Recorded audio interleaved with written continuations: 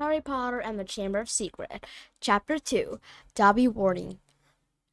Harry managed to not shout out, but it was a close thing. The little creature on the bed had large bat-like ears and bulging green eyes, the size of a tennis ball.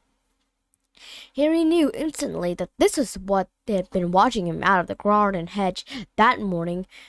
As they stared at each other, Harry heard Dudley's voice from the hall. "May I take your coat, Mr. and Mrs. Mansion?" The creature slipped off the bed and bowed so low that the end of its long, thin nose touched the carpet. Harry noticed that it was wearing that looked like an old pillowcase with ribs for arm and leg holes. Hello," said Harry nervously. "Harry Potter," said the creature in a high-pitched voice. Harry was sure what carried down the stair. "So long as Dobby wanted to meet you, sir. Such an honor it is." "Thank you," said Harry, edging along the wall and sinking into his desk chair next to Hedwig, who was asleep in her large cage. He wanted to ask, "Why are you?" but thought it would be too rude. So instead he said, "Who are you?" Dobby, sir. Just Dobby. Dobby the house elf," said the creature. "Oh, really?" said Harry. I don't want to be rude or anything, but this isn't a great time for me to have a house elf in my bedroom." Aunt Petunia's high, false laugh sounded from the living room. The elf hung his head. "Not that I'm not pleased to meet you," said Harry quickly, "but, is there any particular reason you're here?"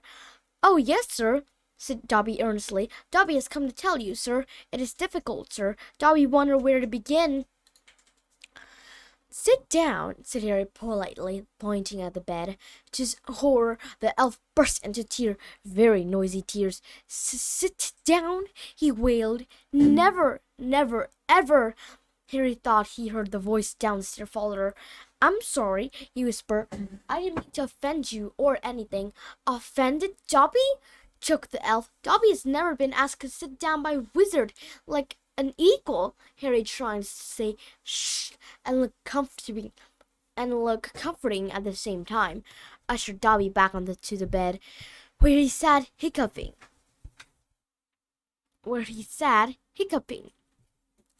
looking like a large and very ugly doll. At last he managed to control himself and sat with the great eyes fixed on Harry and an expression of very watery adoration. "You can't have many decent wizards," said Harry, trying to cheer him up. Dobby shook his head. Then, without warning, he leapt up and started banging his head fiercely on the window, shouting, "Bad Dobby! Bad Dobby!" "Don't! What are you doing?" Harry hissed, springing up with pulling Dobby back on the bed.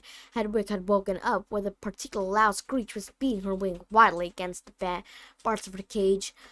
"Dobby had to punish himself, sir," said the elf, who had gone set like cross eyes. "Dobby almost spoke ill of his family, sir." "Your family?" "The wizard family Dobby serves, sir. Dobby is a house elf, bound to serve one house and one family forever." "Do they know you're here?" asked Harry curiously. Dobby shuddered. "Oh, no, sir, no. Dobby will have to punish himself most grievously for coming to see you, sir. Dobby will have to shut his ears in the oven door for this, if they ever knew, sir. But won't they notice if you shut your ears in the oven door?" Dobby doubted, sir. "Dobby is always having to punish himself for something, sir. They let Dobby to get on with it, sir. Sometimes they remind me to do extra punishment." "But why don't you leave? Escape? A house elf must be set free, sir, and the family will never set Dobby free. Dobby will serve the family until he dies, sir." Harry stared. "And I thought I was hard done by staying here for a week," he said. "This makes the Dursleys sound almost human. Can't anyone help you? Can't I?" Almost at once, Harry wished he hadn't spoken. Dobby dissolved into a wail of gratitude. "Please," Harry whispered frantically, "please be quiet. If the Dursleys hear anything, if they know you're here," Harry Potter asked if he can help Dobby. Dobby has heard of your greatness, sir, but of your goodness, Dobby never know. Harry, who was feeling distinctly hot in the faces, said, whatever you've heard about my greatness is a load of rubbish. I'm not even top of my year at Hogwarts. That's Hermione. But he stopped quickly because thinking about Hermione was painful. Harry Potter's humble motives, said Dobby reverently, his orb-like eyes aglow. Harry Potter must speak. Harry Potter speak not of his triumph over he who must not be named. Voldemort, said Harry. Dobby clapped his hand over his bad ears and moaned, speak not the name, sir. Speak not the name.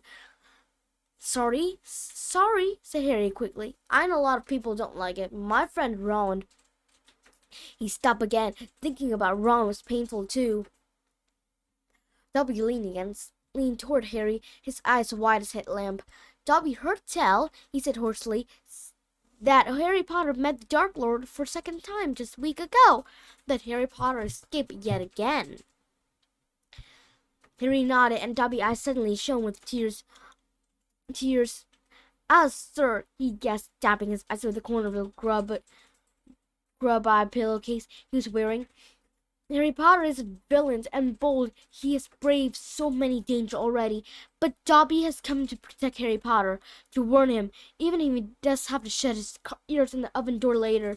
Harry Potter must not go back to Hogwarts. There was a silence broken only by a chink of knife and fork from downstairs, and the distant rumble from Uncle Vernon's voice. What? Harry stammered. But I've got to go back. Term won't start on Saturday the 1st. September the 1st. It's all that's keeping me going. You don't know what it's like here. I don't belong here. I belong in your world at Hogwarts. No, no, no, squeaked Dobby, shaking his head so hard his ear flapped. Harry Potter must stay where he is safe. He's too great, too good to lose. If Harry Potter goes back to Hogwarts, he'll be in mortal danger. Why? Said Harry in surprise. There is a plot, Harry Potter, a plot that makes most terrible thing happen at Hogwarts School of Witchcraft and Wizardry this year, whispered Dobby, suddenly trembling all over. Dobby has known it for months, sir. Harry Potter must not put himself in peril. He's too important, sir. What terrible thing? Said Harry at once. Who's plotting them? Dobby made a funny choking noise and then banged his head madly against the wall. All right, cried Harry, grabbing the elf's arm to stop him. You can't say I understand, but why are you warning me? A sudden unpleasant thrill struck. Hang on, this hasn't got anything to do with Sorry, but you know who has it. You could just shake or nod, he added hastily, as Dobby had tilted toward close to the wall. Again, slowly Dobby shook his head. Not he was not be named, sir.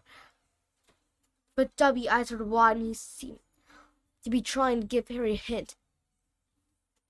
Harry, however, is completely at sea. He hasn't got a brother, has he? Well, then, I can't think who else could have a chance of making horrible thing happen at Hogwarts, said Harry. I mean, there's Dumbledore, for one thing. You know who Dumbledore is, don't you? Dobby bowed his head. Albus Dumbledore is the greatest headmaster Hogwarts has ever had. Dobby know it, sir. Dobby has heard of Dumbledore power rivaled those. Those it, sir.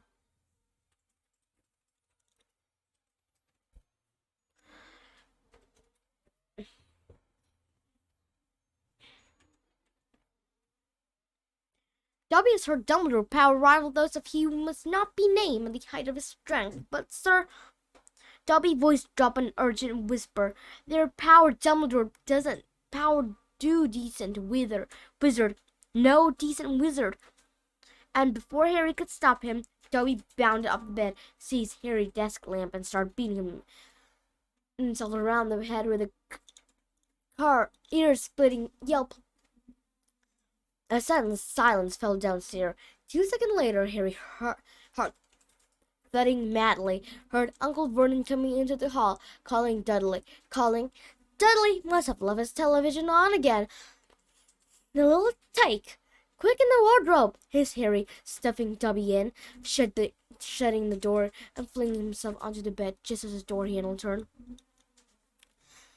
What the devil are you doing? Said Uncle Vernon through gritted teeth, his face terrible close to Harry. You've just ruined the punchline of my Japanese golfer joke. One more sound, you'll wish you'd never been born, boy. He stomped flat-footed from the room. Shaking, Harry led Dobby out of the wardrobe. See what's it like here? He said. See why I've got to go back to Hogwarts? It's the only place I've got, well, I think I've got friends. Friends who don't even write to Harry Potter? Said Dobby slyly. I expect they've just been, hang on, said Harry, frowning. How do you know my friend haven't been writing to me? Dobby shuffled his feet. Harry Potter mustn't be angry with Dobby. Dobby did it for the best. Have you been stopping my letter? Dobby has them here, sir, said the elf, stepping nimbly out of Harry's reach. He pulled a thick wad of envelope from the inside of the pillowcase he was wearing. Harry could make out Hermione Need's writing. It wrote untidy scrawl and even a scribble that looked as though it was from the Hogwarts gamekeeper, Hagrid. Dobby blinked anxiously up at Harry. Harry Potter mustn't be angry, Dobby hoped. If Harry Potter thought his friend had forgotten him, Harry Potter might not want to go back to school, sir. Harry wasn't listening. He made a grab for the letter, but Dobby jumped out of reach. Harry Potter will have them, sir, if you give Dobby his word that he will not return to Hogwarts. Ah, sir, this is a danger you must not face. Say you won't go back, sir. No, said Harry angrily. Give me my friend's letter. Then Harry Potter leave Dobby no choice, said the elf sadly. But before Harry could move, Dobby had darted to the bedroom door. Split open, sprint down the stair, mouth dry, stomach lurk. Harry sprang after him, trying not to make a sound. He jumped the last 6 stairs, landing cat-like on the hall carpet. Looking around for Dobby from the dining room, he heard Uncle Vernon saying, "Tell Petunia that very funny story about those American plumbers, Mr. Mansion. She's been dying to hear." Harry ran up the hall into the kitchen and felt his stomach disappeared. Aunt Petunia, masterpiece of pudding, the mountain of cream and a sugar violet, was floating up near the ceiling. On top of the cupboard in the corner crouched Dobby. "No," croaked Harry. "Please, they'll kill me. Harry Potter must say he's not going back to school. Dobby, please." "Say it, sir." "I can't." Dobby gave him a tragic look. "Then Dobby must do it, sir, for Harry Potter's own good." The pudding fell to the floor with a heart-stopping crash. Cream splattered the window, and walls of dish shattered with a crack like whip. Dobby vanished. There were screams from the dining room, and Uncle Vernon burst into the kitchen to find Harry, rigid with shock, covered from head to foot in Aunt Petunia pudding. At first, it looked as though Uncle Vernon would manage to gloss the whole thing over. Just our nephew, very disturbed. Meeting strange upset him, so we kept him upstairs. He shooed and shocked the man back into the dining room. Promised Harry he would flay him to within an inch of his life when the mansion had left. And he handed him a mop. Aunt Petunia dug some ice cream out of the freezer, and Harry, still shaking, started scrubbing the kitchen clean. Uncle Vernon might still have been able to make a steal if it hadn't been for an owl. Aunt Petunia was just handling around the box after dinner mint when a huge barn owl swooped through the dining room window, dropped a letter on Mrs. Mansion's head, and swooped out again. Mrs. Mansion screamed like a banshee and ran from the house, shouting about lunatics. Mr. Mansion stayed just long enough to tell the Dursley that this was a mortally afraid bird of all shape and size, and to ask whether this was their idea of a joke. Harry stood in the kitchen, clutching the mop for support as Uncle Vernon advanced on him, a demonstrative glint in his tiny eyes. "Read it!" he hissed evilly, brandishing the letter the owl had delivered. "Go on, read it!" Harry took it. It did not contain birthday greeting. "Dear Mr. Potter, we have received intelligence that a Your charm was used at your place of residence this evening at 12 minutes past 9. As you know, underage wizards are not permitted to perform a spell outside the school, and further spell work on your part may lead to expulsion from the school. Decree from the reasonable restriction under aristocracy. We should also ask you to remember that any magical activity which risks notice by a member of a non-magical community, muggles, is a serious offense under Section 13 of the International Conference of Warlock Statute of Secrecy. Enjoy your holiday. Yours sincerely, Muffindle Hopkirk, and proper use of Magic Office, Ministry of Magic. Harry looked up from letter and gulped. You didn't tell us you weren't allowed to use magic outside school, said Uncle Vernon, a mad gleam dancing in his eyes.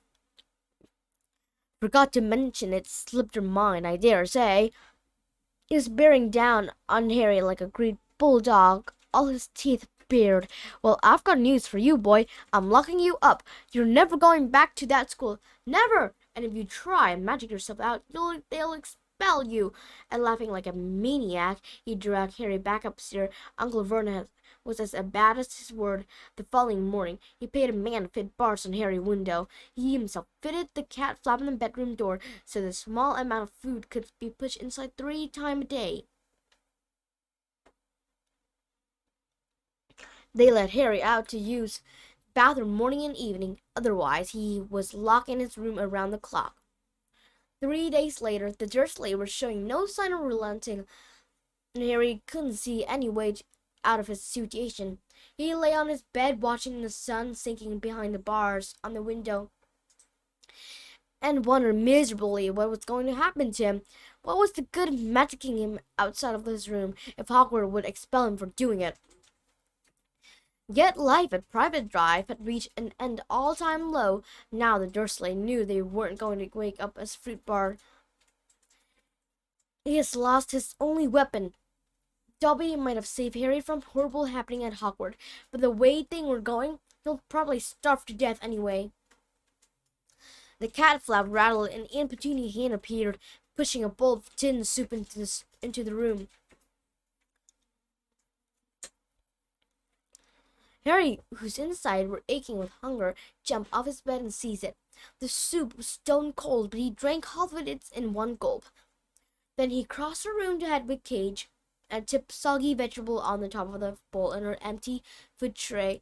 She ruffled her feather and gave him a look of deep disgust. It's no good turning your beak up at it. That's all we've got, said Harry grimly.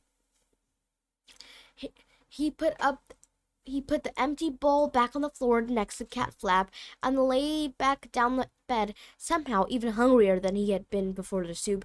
Supposing he was still alive in another 4 weeks, what would happen if he didn't turn up at Hogwarts? Would someone be sent to see him while he hadn't come back? Would they be able to make the Dursley let him go? The room was growing dark, exhausted, stomach rumbling, mind spinning over the same unanswerable question. Harry fell into an uneasy sleep.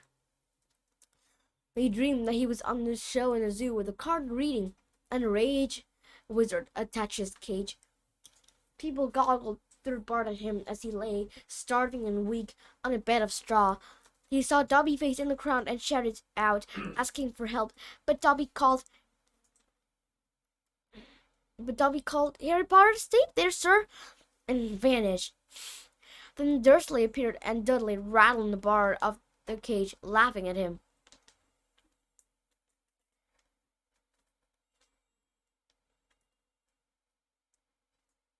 Stop it, Harry muttered as the rattling pounded in his sore head. Leave me alone. Cut it out. I'm trying to sleep. He opened his eyes. Moonlight was shining through the bars on the window, and someone was goggling through the bars at him.